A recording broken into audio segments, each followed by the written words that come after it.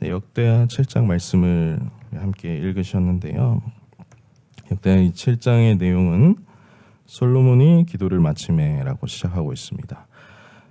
솔로몬의 기도로 시작을 하고 있습니다. 성전에서 하나님께서 이 제사를 받으시고 불이 내려왔다라고 말씀하고 있습니다. 하나님이 이 기도와 성전 건축에 불로 하나님께서 응답하신 것이죠. 그리고 그곳에 임재하셨습니다. 그리고 11절 이후의 말씀에는 이 기도에 대한 하나님의 응답이 나오게 됩니다. 이 솔로몬이 건축한 하나님의 이 성전은 세계적인 성전이라고 할 수 있습니다.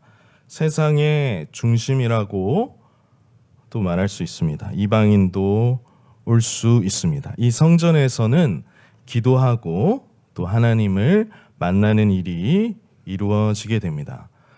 우리 주 예수 그리스도께서는 성전을 만민이 기도하는 집이라고 말씀하셨습니다. 그것을 강도의 구렬로 만든 것에 대한 책망 또한 하셨죠.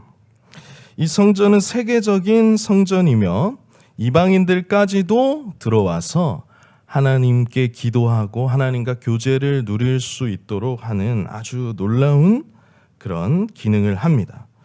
스바 여왕도 솔로몬에게 와서 지혜를 구할 정도로, 그리고 사절단이 가서 성전 제목을 많은 귀한 성전 제물을 받아올 정도로 이 성전은 아주 세계적인 성전이고 그들은 세상의 중심이라고 생각했을 것입니다. 이 역대하는요, 에스라가 쓴 것으로 추정을 하고 있습니다. 바벨론 포로로 끌려간 그 이유에 대해서 에스라는 설명해야 했을 것입니다. 이 에스라는 이 역대하 다음에 우리가 또 다루게 될 것인데요, 율법에 아주 능통한 자였습니다.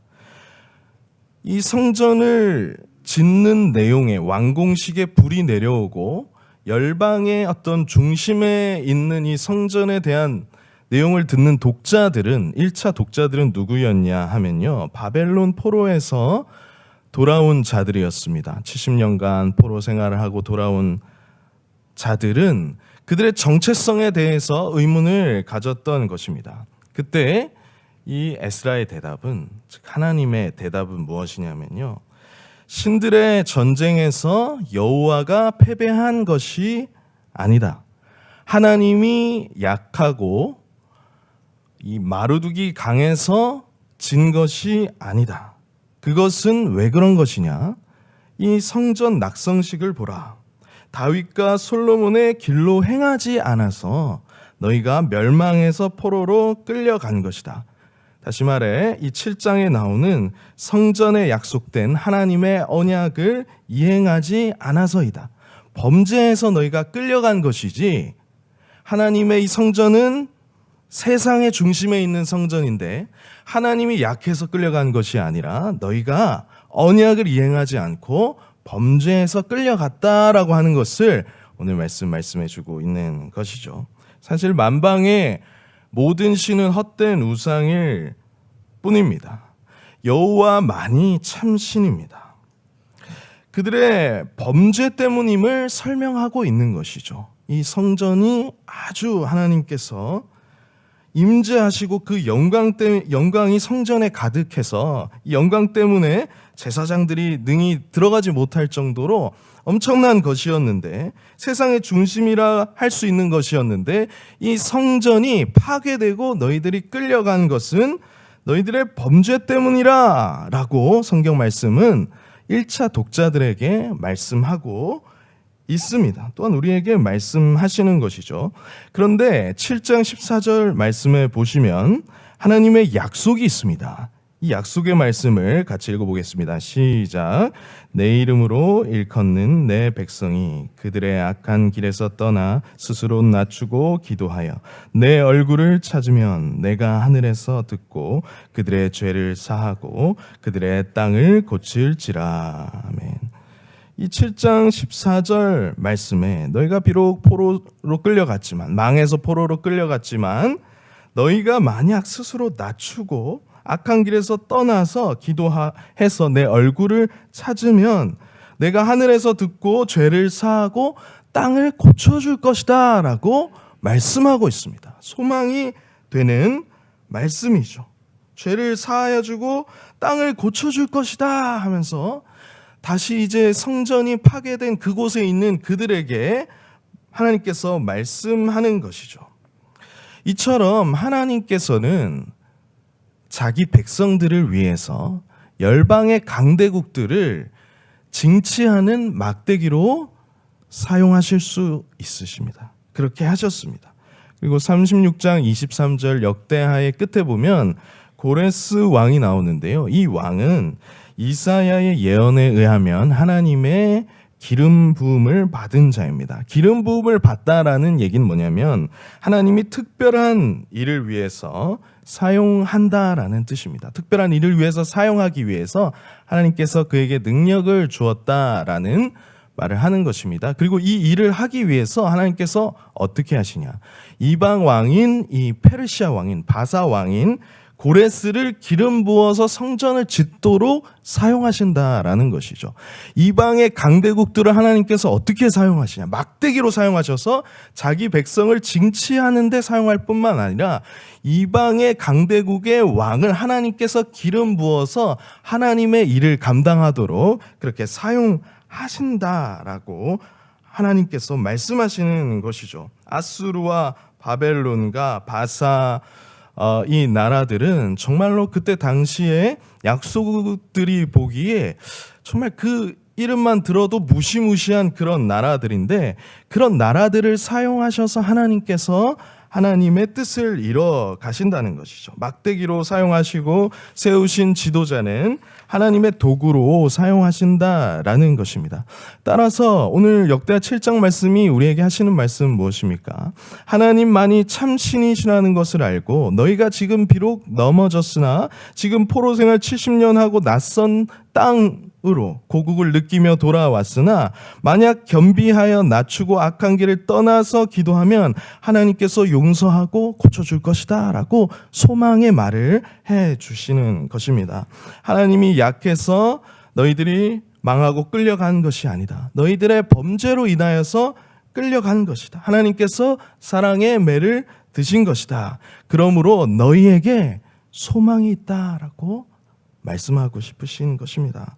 하나님의 기름 부음 받은 자 고레스가 성전을 건축하라고 했다. 그는 하나님의 뜻을 이루는 도구로 하나님께서 사용하시는 것이다 라고 역대하 내내 하나님께서 말씀하고 계시는 것이죠. 우리에게 무엇이라고 말씀하실까요? 우리는 그리스도 중심의 성경 읽기를 하고 있습니다. 리딩 지저스를 하고 있는데요. 자, 이 성전에 대해서 역대하 3장 1절 말씀을 한번 같이 보시죠. 이 성전이 세워지는 장소에 대해서 기록하고 있습니다. 3장 1절 말씀입니다. 제가 읽겠습니다.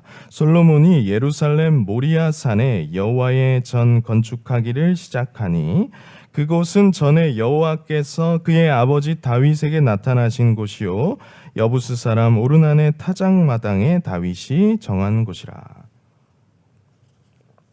이 장소는 아브라함이 이삭을 드린 모리아 산이라고 하고 있습니다. 그리고 그곳은 오르난의 타작마당이다. 다윗이 정한 곳이다 라고 말하고 있습니다. 이 산이 성전산이라고 하고 있습니다. 그래서 이 속죄가 이루어지는 이 산은 모리아산, 이 오르난의 타작마당, 성전산, 그리고 예수 그리스도께서 십자가에 달리는 장소라고 알려져 있습니다. 이 성전은 바로 예수 그리스도의 속죄 사역을 의미하고 있습니다. 따라서 열방의 중심에 있는 참 성전의 의미를 우리가 이해할 때 바로 그 성전의 실체가 예수 그리스도시라는 것을 알 수가 있습니다. 그리고 이 성전을 향한 성전을 완공하고 기도를 마칠 때 무엇이 내려왔죠? 불이 내려왔습니다.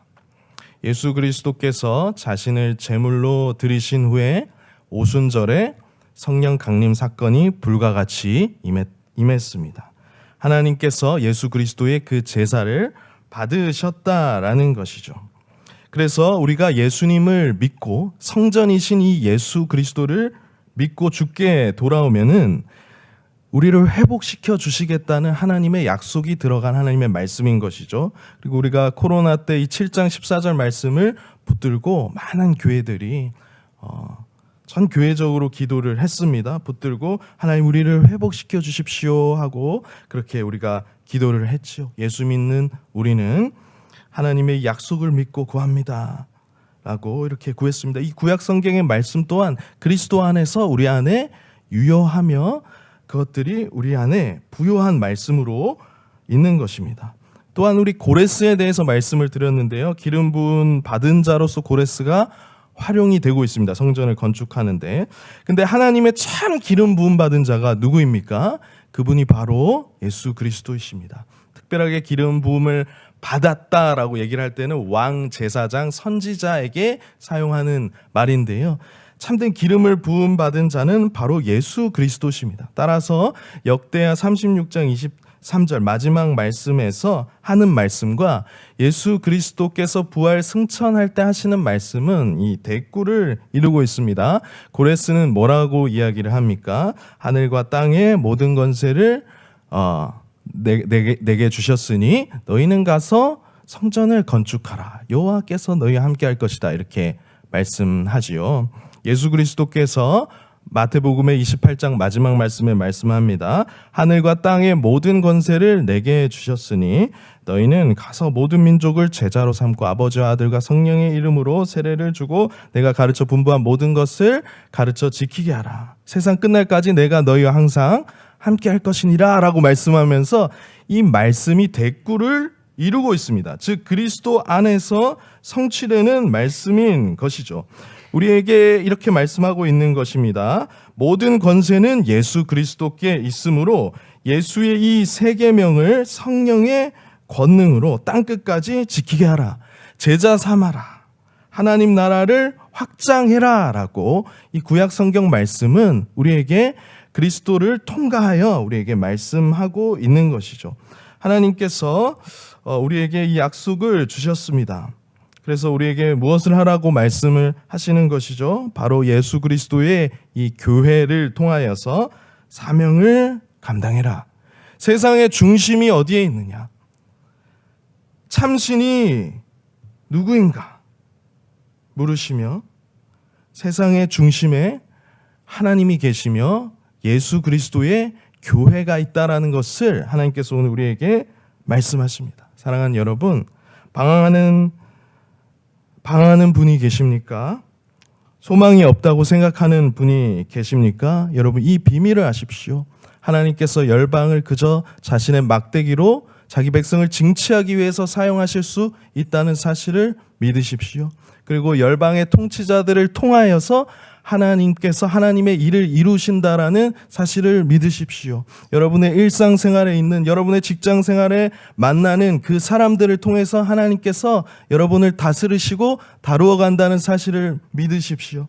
그것이 하나님께서 때로는 막대기로 사용하시고 하나님의 뜻을 이루는 도구로 사용하신다는 그런 것을 그 사실을 깨닫고 여러분 소망을 가지시고 일어나시길 바랍니다. 예수 그리스도만이 온 세상에 참된 소망입니다. 함께 기도하도록 하겠습니다. 사랑의 하나님 참으로 감사합니다. 하나님 아버지 저희가 이 말씀을 받았을 때 주님의 약속을 저희가 붙듭니다. 아 그렇구나. 우리가 비록 황폐할지라도 우리가 비록 방황할지라도 우리가 소망이 없다고 느껴질지라도 우리 주 예수 그리스도를 붙든다면 하나님이 우리를 회복시켜 주신다는 그 말씀을 들었습니다. 우리 눈에 커 보이는 열방의 지도자들과 또 열방의 세력들이 하나님께서 막대기로 사용하실 수 있으며 하나님께서 하나님의 뜻을 이루는 도구로 사용하실 수 있다는 사실을 잊지 않고 살아갈 수 있도록 도와주시옵소서. 우리의 일상의 생활에서 우리의 직장 생활에서 우리의 가정 생활에서 하나님이 함께 하시며 다루시며 이끄시고 인도하신다는 사실을 잊지 않고 살아가는 모든 홍성의 지체들이 다 될 수 있도록 도와주시옵소서. 감사드리며 예수 그리스도의 이름으로 기도하옵나이다. 아멘.